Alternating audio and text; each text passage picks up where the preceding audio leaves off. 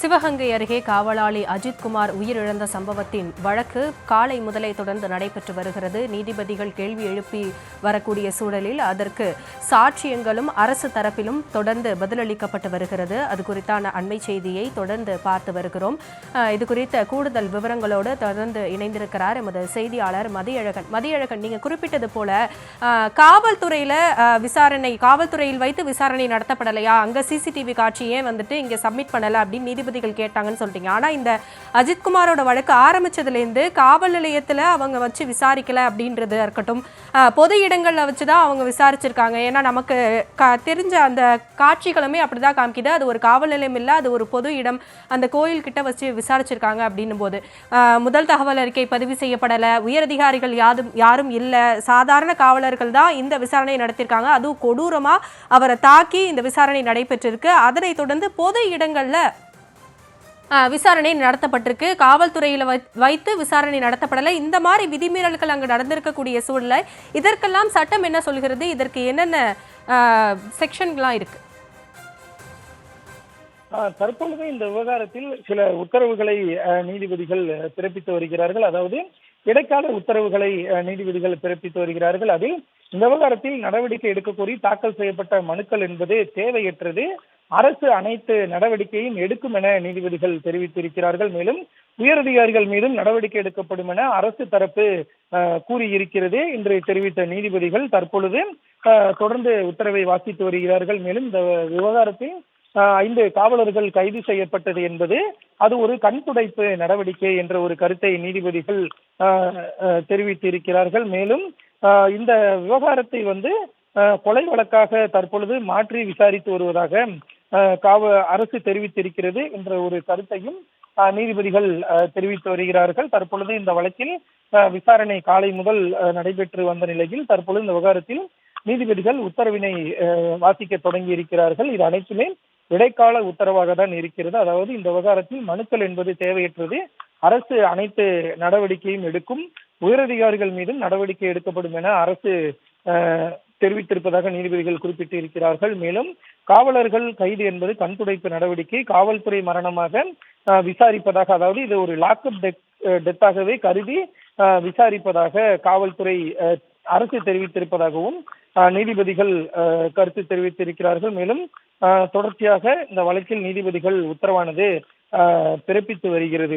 இதற்கு முன்னதாக நீங்கள் எழுப்பிய கேள்வியை பொறுத்தவரையும் இந்த விவகாரத்தில் காவல் நிலையத்தில் வைத்தே அஜித்குமார் விசாரிக்கப்படவில்லை என்ற ஒரு குற்றச்சாட்டு இருக்கிறது. அவர் விசாரிக்கப்பட்டது அனைத்துமே பொது இடங்கள், அதாவது கோயில், தென்னந்தோப்பு உள்ளிட்ட பல்வேறு இடங்களில் தான் அவர் விசாரிக்கப்பட்டதாக கூறப்படுகிறது.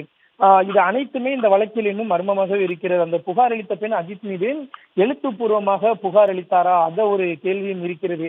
எழுத்துப்பூர்வமாக புகார் அளித்திருந்தார் என்றால் சிஎஸ்ஆர் எப்பொழுது வழங்கப்பட்டது, சிஎஸ்ஆருக்கு பின்னர் எஃப்ஐஆர் எப்பொழுது வழங்கப்பட்டது, எஃப்ஐஆர் பதிவு செய்யப்பட்டிருந்தால் அஜித்குமார் விசாரணைக்கு அழைக்கப்பட்டாரா அல்லது நேரடியாக அவர் இடத்திற்கே சென்று போலீசார் அவரை அழைத்து காவல் நிலையத்திலேயே விசாரணை நடத்தினார்களா, காவல் நிலையத்தில் விசாரணை நடத்தினார்கள் என்றால் எப்பொழுது அவரை கைது செய்தார்கள் என்றால் 24 மணி நேரத்தில் அவர் நீதிபதியிடம் ஆஜர்படுத்தப்பட்டு அவருக்கு நீதிமன்ற காவல் பெறப்பட்டதா, நீதிமன்ற காவல் பெறப்பட்ட பின்னர் அவரை தங்களது காவலில் எடுத்து விசாரிப்பதற்கு போலீஸ் கஸ்டடி கேட்டு மனு தாக்கல் செய்தனரா, அதன் மீது உத்தரவு பிறப்பிக்கப்பட்டதா என்றெல்லாம் பல்வேறு கேள்விகள், பல நூறு கேள்விகள் இந்த வழக்கில் இன்னும் அப்படியே இருக்கிறது. அதே போல வெறும் 5 காவலர்கள் மட்டும் இந்த வழக்கில் சம்பந்தப்பட்டு இருக்கிறார்கள். இந்த வழக்கினுடைய விசாரணை அதிகாரி என்பவர் யார்? விசாரணை அதிகாரி என்பவர் இந்த தலைமை காவலர் பதவியில் இருப்பவர்கள் விசாரணை அதிகாரியாக நியமிக்கப்பட மாட்டார்கள். அப்படி இருக்கையில் இந்த வழக்கில் விசாரணை அதிகாரி யார்? டிஎஸ்பி அலுவலகத்தில் பணியில் இருந்த ஒரு நபர் திருவோணம் காவல் நிலைய இந்த சம்பவத்தில் அவர் தொடர்பு படுத்தப்பட்டது எப்படி? அவரை இந்த விஷயத்தில் விசாரணை நடத்துவதற்கு உயரதிகாரிகள் யாரேனும் உத்தரவிட்டார்களா அல்லது யாருடைய உத்தரவுமின்றி அவர் தானாக விசாரணை மேற்கொண்டாரா? அப்படி அவர் விசாரணை மேற்கொள்கிறார் என்றால் அவருக்கு இந்த வழக்கில் அப்படி என்ன ஒரு தனிப்பட்ட காரணம்? விசாரணை யாரேனும் ஒரு உயரதிகாரி உத்தரவிடுகிறார் என்றால் அந்த உயரதிகாரி எதன் அடிப்படையில் உத்தரவிட்டார் என்பது போன்ற பல்வேறு கேள்விகள் இந்த வழக்கில் தொடர்ச்சியாக இருந்து கொண்டே இருக்கின்றன. இது அனைத்துக்கும் நீதிபதிகள் தற்போது இடைக்காலமாக ஒரு உத்தரவு ஒன்றை பிறப்பித்து வருகிறார்கள். தற்பொழுது இடைக்கால உத்தரவு ஒன்றுதான் பிறப்பிக்கப்பட்டு வருகிறது. ஆனால் நீதிபதிகள் முதலிலேயே தெரிவிக்கும் பொழுது இந்த விவகாரத்தில் மனுக்கள் எல்லாம் தேவையற்றது, அரசு அனைத்து நடவடிக்கையும் எடுக்கும் என்ற ஒரு கருத்தையும் நீதிபதிகள் குறிப்பிட்டிருக்கிறார்கள். மேலும் இந்த விவகாரத்தில் சம்பந்தப்பட்ட அனைத்து உயரதிகாரிகள் மீதும் நடவடிக்கை எடுக்கப்படும் என அரசு தரப்பில் ஏற்கனவே உறுதியளிக்கப்பட்டிருந்தது. அது தொடர்பான அறிக்கையை தாக்கல் செய்ய 2 நாட்கள் அவகாசமும் கோரப்பட்டிருந்தது. அந்த கருத்தை தற்பொழுது நீதிமன்றம் தெரிவித்திருக்கிறது. அதாவது உயரதிகாரிகள் மீது நடவடிக்கை எடுக்கப்படும் என அரசு தரப்பு கூறியிருப்பதாக நீதிபதிகள் குறிப்பிட்டிருக்கிறார்கள். மேலும் இந்த விவகாரத்தில் இந்த 5 காவலர்கள் கைது செய்யப்பட்டது என்பது கண் துடைப்பு நடவடிக்கை என்ற ஒரு கருத்தையும் நீதிபதிகள் தெரிவித்திருக்கிறார்கள்.